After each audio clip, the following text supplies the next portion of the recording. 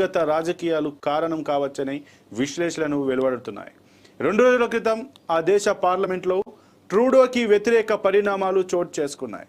ఓ పక్క చూస్తుండగానే అధికారంపై పట్టు సడలిపోవడం, దేశ ప్రజలతో పాటు సొంత పార్టీలోనూ వ్యతిరేకత, వీటన్నింటినీ తప్పించుకోవడానికి ఇప్పుడు కెనడా ప్రధాని జస్టిన్ ట్రూడోకు అర్జెంటుగా ఓ సంచలన ఘటన కావాలి. తనను తాను బలోపేతం చేసుకునేందుకు అది ఉపయోగపడాలి.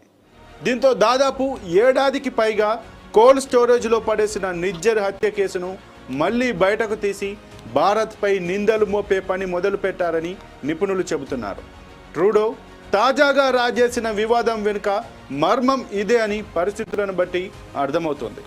భారత ప్రభుత్వ ఏజెంట్లు కెనడా వాసులకు ప్రాణాంతకంగా మారారని, తానే వారిని కఠినంగా ఎదుర్కొన్నానన్న ఇమేజ్ను సృష్టించుకునే ప్రయత్నం చేస్తున్నారు.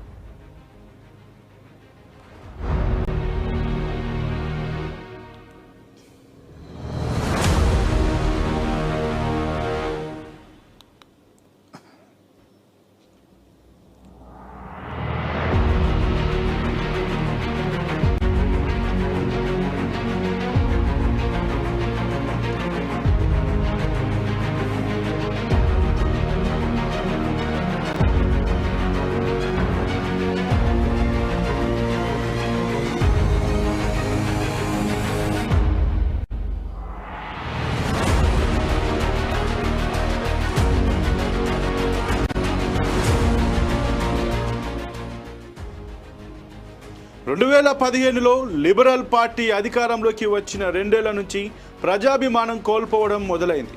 2017లో ఆగా ఖాన్ సంస్థ నుంచి బహుమతుల రూపంలో పరస్పర విరుద్ధ ప్రయోజనాలు పొందడం, 2019లో ఎస్ఎన్సి లెవెలిన్ స్కాండిల్, బ్లాక్ ఫేస్ వివాదం వంటివి ట్రూడో ప్రతిష్టను దెబ్బతీశాయి. 2019లో ఆ పార్టీ బలం బాగా తగ్గిపోయి మిత్ర పక్షాలపై ఆధారపడాల్సి వచ్చింది. మరుసటి ఏడాది ఆర్థిక మంత్రి బిల్తో ట్రూడోకు వివాదం మొదలైంది. బిల్ పదవికి రాజీనామా చేశారు. 2021లో పూర్తి మెజార్టీ సాధించవచ్చని ఆశించి మళ్లీ ఎన్నికలకు వెళ్లి చేతులు కాల్చుకున్నారు. మళ్లీ మైనార్టీ ప్రభుత్వమే ఏర్పాటు చేయాల్సి వచ్చింది. ఈ ఏడాది జూలై స్పెషల్ ఎలక్షన్స్లో పార్టీకి అత్యంత పట్టున్న సీట్లలో కూడా ఓటమి ఎదురైంది.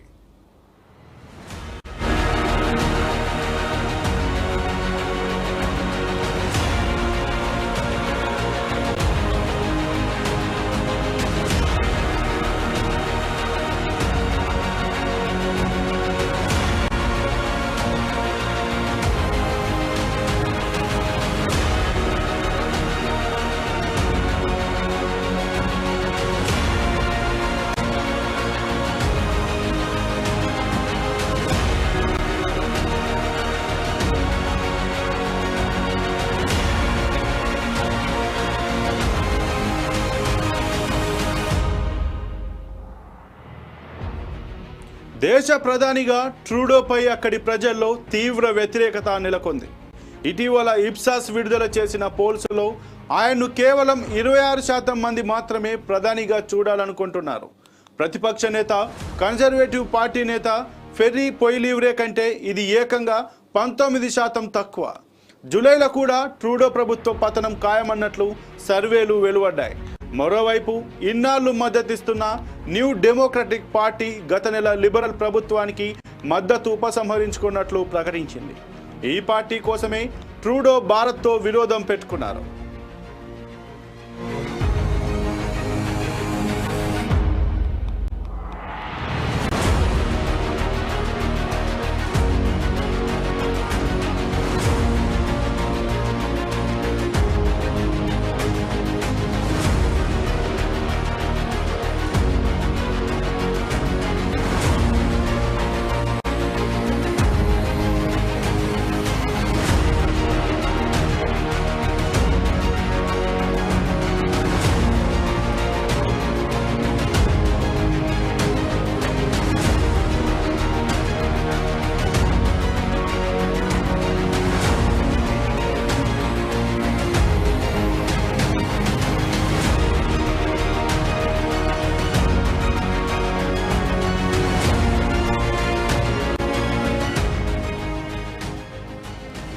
రోజుల క్రితమే ట్రూడోకు వ్యతిరేకంగా ఆ దేశ పార్లమెంట్ హాల్లో స్వపక్షీయులే సంతకాల సేకరణ చేపట్టినట్లు సిబిసి పత్రిక పేర్కొంది.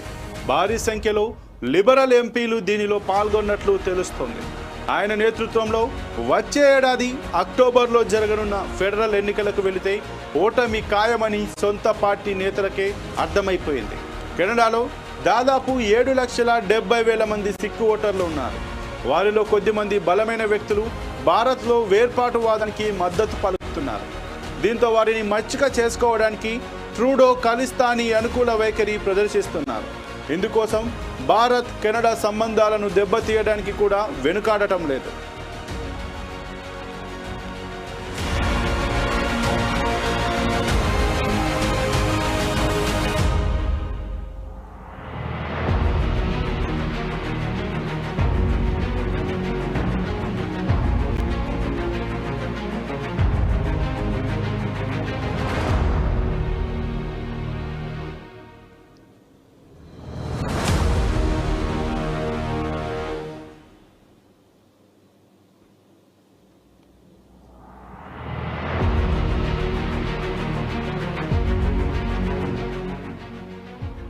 పంజాబ్ మంత్రి హత్యకు కుట్ర పన్నిన జస్పాల్ అత్వాల్ను 2018లో ట్రూడో భారత్ సందర్శనకు వచ్చిన వేళ కెనడా హై కమిషనర్ డిన్నర్కు ఆహ్వానించారు.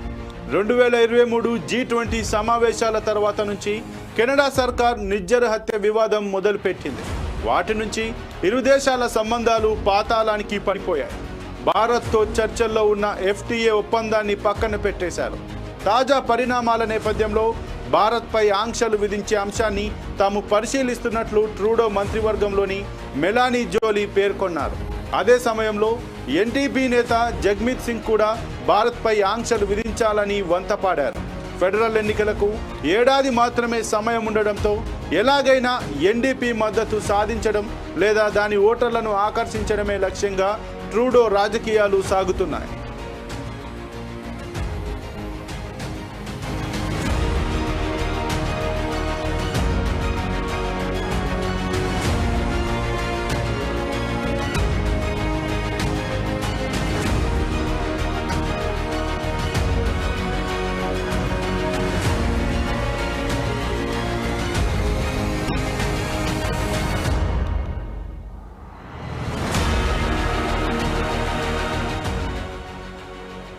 దేశ ప్రధానిగా ట్రూడోపై అక్కడి ప్రజల్లో తీవ్ర వ్యతిరేకత నెలకొంది. ఇటీవల ఇప్సాస్ విడుదల చేసిన పోల్స్లో ఆయన్ను కేవలం 26% మందే మాత్రమే ప్రధానిగా చూడాలనుకుంటున్నారు. ప్రతిపక్ష నేత కన్జర్వేటివ్ పార్టీ నేత పెర్రీ ఫోయిలివ్రే కంటే ఇది ఏకంగా 19% తక్కువ. జూలైలో కూడా ట్రూడో ప్రభుత్వం పతనం ఖాయమన్నట్లు సర్వేలు వెలువడ్డాయి. మరోవైపు ఇన్నాళ్లు మద్దతిస్తున్న న్యూ డెమోక్రటిక్ పార్టీ గత నెల లిబరల్ ప్రభుత్వానికి మద్దతు ఉపసంహరించుకున్నట్లు ప్రకటించింది. ఈ పార్టీ కోసమే ట్రూడో భారత్తో విరోధం పెట్టుకున్నారు.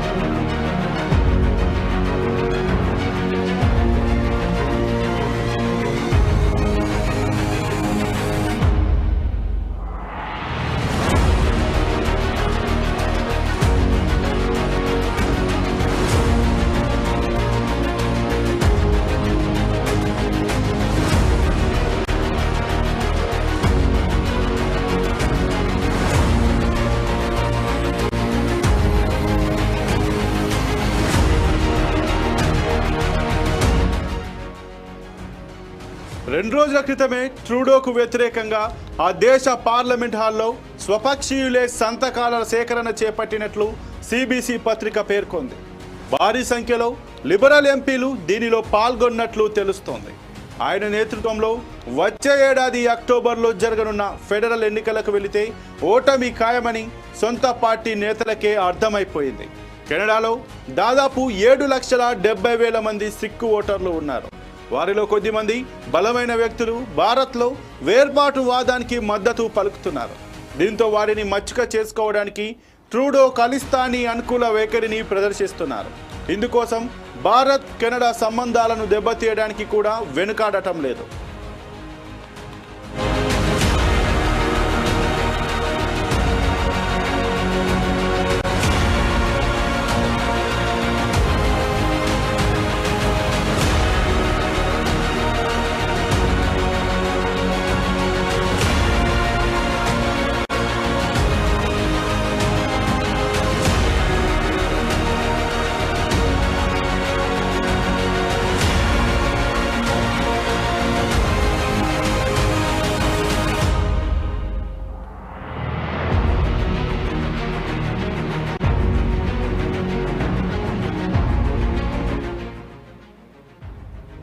పంజాబ్ మంత్రి హత్యకు కుట్ర పన్నిన జస్పాల్ అత్వాల్ను 2018లో ట్రూడో భారత్ సందర్శనకు వచ్చిన వేళ కెనడా హైకమిషనర్ డిన్నర్కు ఆహ్వానించారు. 2023 G20 సమావేశాల తర్వాత నుంచి కెనడా సర్కార్ నిజ్జర్ హత్య వివాదం మొదలుపెట్టింది. నాటి నుంచి ఇరు దేశాల సంబంధాలు పాతాళానికి పడిపోయాయి. భారత్తో చర్చల్లో ఉన్న FTA ఒప్పందాన్ని పక్కన పెట్టేశారు. తాజా పరిణామాల నేపథ్యంలో భారత్పై ఆంక్షలు విధించే అంశాన్ని తాము పరిశీలిస్తున్నట్లు ట్రూడో మంత్రివర్గంలోని మెలానీ జోలీ పేర్కొన్నారు. అదే సమయంలో NDP నేత జగ్మీత్ సింగ్ కూడా భారత్పై ఆంక్షలు విధించాలని వంతపాడారు. ఫెడరల్ ఎన్నికలకు ఏడాది మాత్రమే సమయం ఉండడంతో ఎలాగైనా NDP మద్దతు సాధించడం లేదా దాని ఓటర్లను ఆకర్షించడమే లక్ష్యంగా ట్రూడో రాజకీయాలు సాగుతున్నాయి.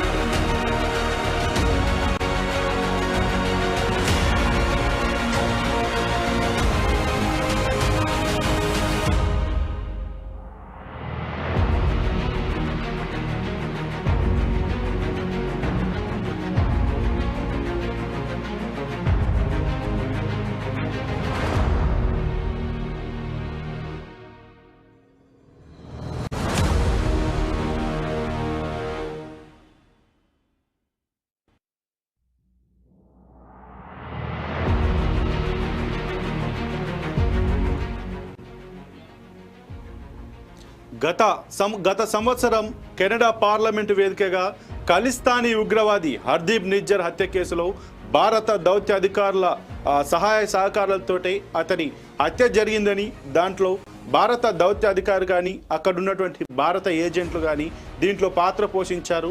అక్కడున్నటువంటి భారత్లో ఉన్నటువంటి లోకల్ గ్యాంగ్లతోటి వారి యొక్క సహాయంతో ఈ ఖలిస్తానీ ఉగ్రవాది నిజ్జర్ హత్య చేసినట్లు గతంలో 2023వ సంవత్సరంలో కెనడా ప్రధాని ట్రూడోనైతే పార్లమెంటు వేదికగా చెప్పారు.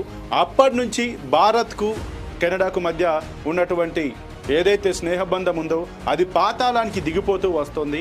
ఇక ఈ స్నేహబంధాన్ని మరల నెలకొల్పడానికి ప్రయత్నాలు చేస్తున్న వేళ అక్కడ కెనడా దేశంలో కెనడాకు సంబంధించినటువంటి ప్రజల విశ్వాసాన్ని ట్రూడో క్రమక్రమేణా కోల్పోతూ రావడం, అక్కడున్నటువంటి ప్రతిపక్ష నేత ఎవరైతే ఉన్నారో అతని కంటే 19% తక్కువ ప్లేస్లో ఈయననైతే వచ్చినటువంటి సర్వేలో రిజల్ట్స్ రావడం అనే అంశాన్ని దృష్టి పెట్టుకొని ఈయన పావులు కలుపుతున్నట్టుగా తెలుస్తుంది. ఇక ఉన్నట్టుండి ఏదైనా హాట్ టాపిక్ క్రియేట్ చేసి మళ్ళీ ప్రస్తుతం తన యొక్క చరిష్మాను తిరిగి పొందడానికి తన కెనడా ప్రజలలో విశ్వాసాన్ని తాను నిలబెట్టుకోవడానికి ఉన్నట్టుండి గత సంవత్సరం జరిగిపోయినటువంటి హర్దీప్ నిజ్జర్ హత్య కేసును ఆయన తెరపైకి తీసుకురావడం, ఈ విషయంలో అక్కడున్నటువంటి పోలీసు విభాగం కానీ అక్కడున్నటువంటి మంత్రులు కానీ స్వయంగా ప్రధాని జస్టిన్ ట్రూడో కూడా భారత దౌత్య అధికారులపై భారత ఏజెంట్లపై అయితే తమ విషయాన్ని కక్కడం, తమ ఓటు బ్యాంకు కోసం ఎవరైతే అక్కడ కెనడా పౌరసత్వాన్ని పొందినటువంటి 7 లక్షల పైన ఉన్నటువంటి సిక్కుల యొక్క ఖలిస్తాన్ వేర్పాటువాదుల యొక్క మద్దతును కూడగట్టుకోవడం కోసం కెనడా ప్రధాని జస్టిన్ ట్రూడో మరలా తాను అధికారంలోకి రావడం కోసం పావులు కదుపుతున్నట్టు తెలుస్తుంది. ఇక మొన్న జరిగినటువంటి పార్లమెంట్లో స్వపక్ష నేతలే, తన సొంత పార్టీ నేతలే తనపైన అవిశ్వాసాన్ని తెలపడం, తనకు వ్యతిరేకంగా ట్రూడో మాకు ప్రధానిగా వద్దు, అవసరం లేదంటూ సంతకాలు పెట్టినటువంటి విషయం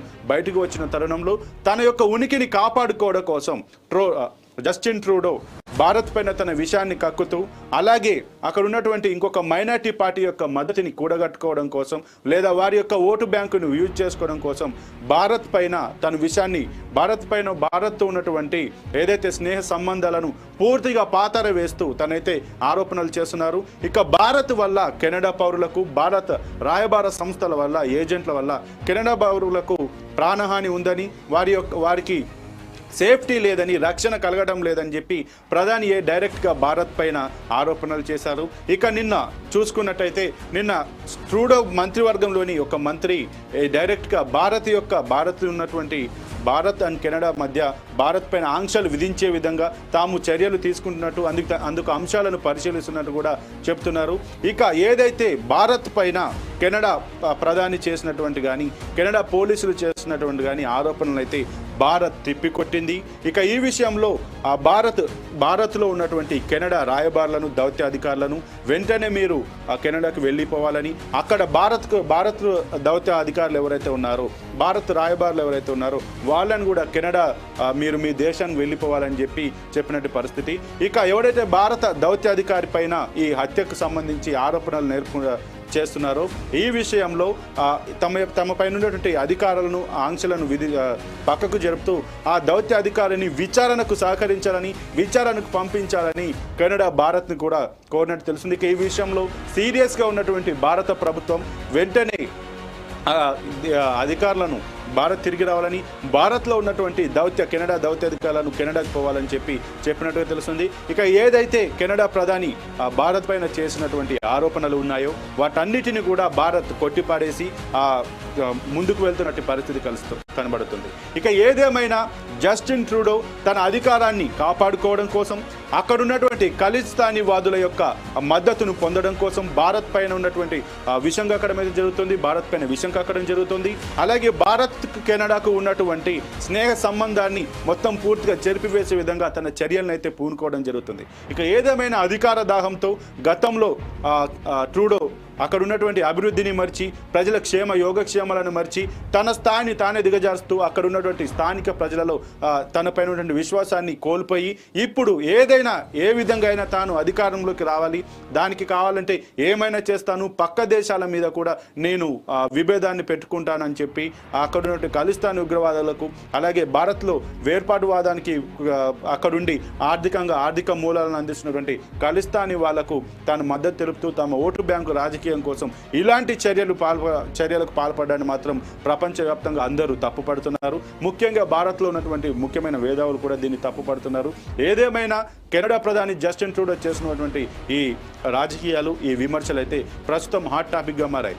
ఇది ఇవాల్టి 4 Sides TV అందిస్తున్నటువంటి ఎక్స్క్లూజివ్ డ్రైవ్. మరో ఎక్స్క్లూజివ్ డ్రైవ్తో మరలా కలుద్దాం. చూస్తూనే ఉండండి 4 Sides TV.